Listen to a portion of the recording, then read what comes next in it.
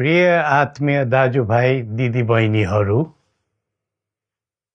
हामी नेपालीहरूको घर आँगनमा नयाँ वर्ष 2082 आइपुगेको छ।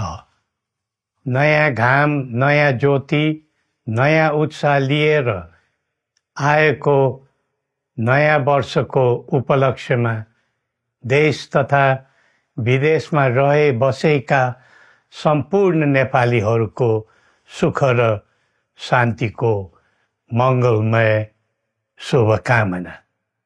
हरेक नयाँ वर्ष नूतन आशा र विश्वास बोकेर आउने, तर वर्षको बिदाईमा एउटा घनघोर निराशाका बीच हुने गरेको धेरै साल भयो। समाजका विभिन्न दल, वर्ग र जन समुदायले आफ्नो धारणा, आस्था तथा अभिव्यक्ति राख्न पाउनु प्रजातन्त्रको सुन्दर विशेषता हो।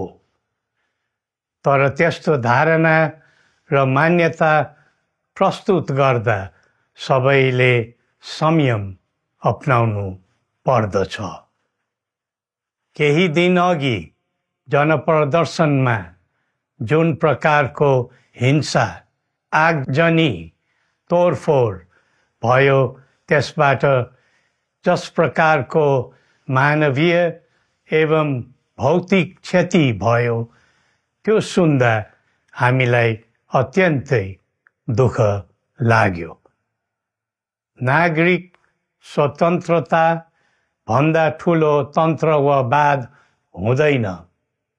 वास्तविक प्रजातन्त्र त्यहाँ हुन्छ जहाँ राम्रो, नराम्रो, जनगुनासो वा गुणगान सुन्ने परम्परा र संस्कार हुन्छ। नेपाली जनतामा देश र भविष्यलाई लिएर जुन खालको जागरुकता पैदा भएको छ, त्यसलाई हामीले सकारात्मक रूपमा लिएका छौँ। वास्तवमा नेपाली जनतामा रहेको देशभक्तिपूर्ण भावना विश्वमै अनुकरणीय र अनुसरणीय छ। देशलाई विद्यमान जटिलताबाट मुक्त गराई शान्त, स्थिर र समृद्ध मुलुक बनाउने जागरुकता जुन पैदा भएको छ, नयाँ वर्ष 2082 मा नेपाली जनताको चाहना अनुसारको परिणाम हासिल हुने विश्वास थपिएको छ। मुलुकमा व्याप्त अशान्ति, अराजकता, निराशा र असन्तुष्टिबाट आम नेपालीलाई मुक्त गर्न नेपालको राज संस्थाले जहिले पनि योगदान पुर्याउँदै आएको विदितै छ। राष्ट्रियता र प्रजातन्त्रलाई मूल कार्य मान्दै जनभावना बमोजिम चल्ने बहुदलीय प्रजातन्त्र र संवैधानिक राज संस्थाको परम्परामा हाम्रो मान्यता रही आएको छ। वर्तमानमा बदलिँदो जनचाहनाको पनि कदर गरी राज्य शक्तिको स्रोत जनता नै हुन् भन्ने मन्जुरी सदैव स्थापित हुनु पर्दछ। राष्ट्र निर्माता श्री 5 बरामहाराज धीराजको दिव्य उपदेशलाई नै अबको राज्य सत्ताको मूल मन्त्र सोच्नुमा के होला? सन्तुलित कूटनैतिक सम्बन्ध र आत्मनिर्भर नेपालको परिकल्पना नै पृथ्वी पथको मूल सार हो। यही नै राजनीतिको मूलधार हुनु पर्ने हो। विश्वको बदलिँदो परिस्थितिलाई मनन गर्दै विश्वव्यापीकरण र स्वतन्त्र व्यापारका आधारहरूलाई चुनौतीको रूपमा लिँदै चरम आर्थिक मन्दी भोग्नु परिरहेको अहिलेको सन्दर्भमा नेपाल जस्ता विकासोन्मुख देशले आत्मनिर्भर अर्थतन्त्र निर्माणको कार्यमा अर्जुन दृष्टि लगाउनु पर्ने समय आएको छ। स्वदेशी स्रोत साधनको प्रयोगले स्वदेशमै उत्पादन गरी स्वदेशमै खपत गर्दै आन्तरिक अर्थतन्त्रको चक्रभित्रबाटै मुलुकको समग्र अर्थतन्त्र आत्मनिर्भर र चलायमान गराउनु पर्ने विश्व परिवेश निर्माण हुँदैछ भन्ने सङ्केतहरू देखा परिरहेका छन्। विश्वकै उत्कृष्ट यो भूमिमा बाँच्न समेत गाह्रो हुने स्थिति पैदा भएपछि बढ्दो युवा पलायनलाई रोकी युवा शक्तिको श्रम र सिपलाई स्वदेशमै उच्च उपयोग गर्नु पर्दछ। युवा स्वरोजगारको निम्ति अवसरहरूको खोजी गरी नेपालमै आय आर्जन गर्न सक्ने वातावरण तयार गर्नुपर्ने आजको पहिलो आवश्यकता बनेको छ। सबै नेपालीको तन, मन र ध्यान त्यसैमा लगाउनु परेको छ।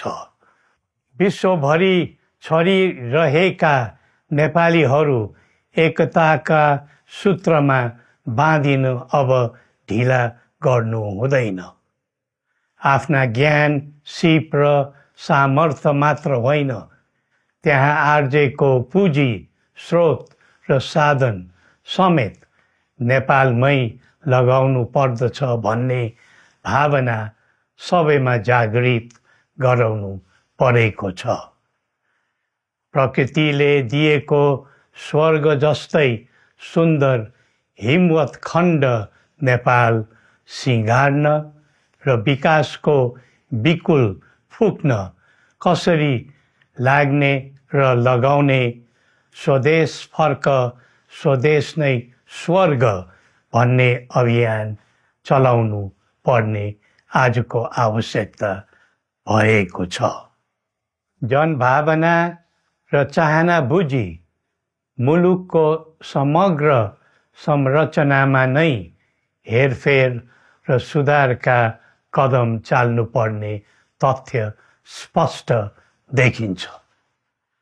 शिक्षा, स्वास्थ्य र दैनिक कामकाजका पद्धति र प्रणालीहरूमा आमूल परिवर्तन र सुधार गरी यिनको आधुनिकीकरण अनिवार्य भइसकेको छ।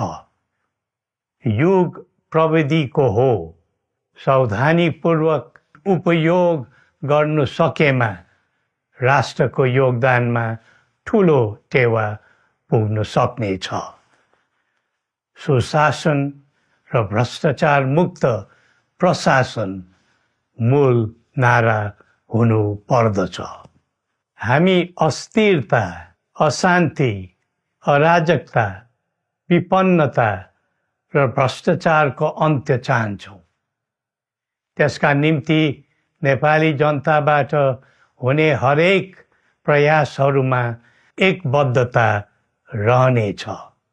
मुलुकको गिर्दो अर्थव्यवस्था, रुग्न हुँदै गएको औद्योगिक उत्पादन, बढ्दो राष्ट्रिय ऋण र बेरोजगारी, रक्षात्मक बन्दै गएको राष्ट्रियता, राष्ट्रिय एकता, सामाजिक सद्भाव, मौलिक धर्म, संस्कृति तथा जनस्तरमा बढेको निराशा, असन्तुष्टि हाम्रो चिन्ताको मूल विषय हो। नागरिक पलायनसँगै पुँजी पलायन, भ्रष्टाचार र व्यथिति देशले थाम्नै नसक्ने स्तरमा झाँगिएको छ। यो स्थितिमा नयाँ वर्षलाई उपलब्धिमूलक बनाउनु हामी सबै नेपालीको सामूहिक र एकताबद्ध प्रयास अपरिहार्य भएको छ। नेपाली बीच द्वन्द्व नहोस्, परस्पर अविश्वास र हिंसाको दुःखद मनोस्थिति नबनोस्, देशवासीहरू कुनै पनि नाम र न्युहुमा ध्रुवीकृत नबनुन् भन्नेतर्फ हामी सदैव सचेत र संवेदनशील छौँ। नेपालीको एकतामा नै नेपालको भविष्य निहित रहेको यथार्थलाई हामीले आत्मसात गरेका छौँ। सबैले यही वास्तविकतालाई आत्मबोध गर्नुपर्दछ भन्ने ठान्दछौँ। हाम्रा आह्वान हामी कसैको निजी स्वार्थपूर्तिका निमित्त होइन, कुनै खालको सैद्धान्तिकवाद वा विचारको होइन। समग्र राष्ट्रको स्वाधीनता, समग्र जनताको सम्प्रभुता तथा नेपाल र नेपालीको सुखमय प्रतिष्ठाको निम्ति हो। आफ्नै प्रकारको अग्रणी राष्ट्र हामीले नै बनाउने हो अनि आफ्नो स्वतः र अस्तित्व हामी आफैले उठाउने हो। संसार धेरै अघि बढिसक्यो, तर हामी यो वा त्यो वादको चक्रव्यूहमा फँसेका छौँ। नेपाल आमालाई केन्द्रमा राखेर हाम्रा विचार बन्नुपर्छ, हाम्रा कदम चल्नुपर्छ। हरेक समस्याको समाधान संवाद, सहमति, समन्वयन र सहकार्यबाट हुन सक्छ। आगामी वर्ष नेपाली इतिहासको स्मरणीय र सुनौलो सम्झना बन्नुपर्छ र बनाउनु सकिन्छ भन्ने विश्वास हामीले लिएका छौँ। नयाँ वर्षले नयाँ आशा, उमङ्ग र उत्साह ल्याओस् अनि नेपालीको सुनौलो भविष्यको सुनिश्चितता होस्। श्री पशुपतिनाथले हामी सबैको कल्याण गरून्। जय नेपाल।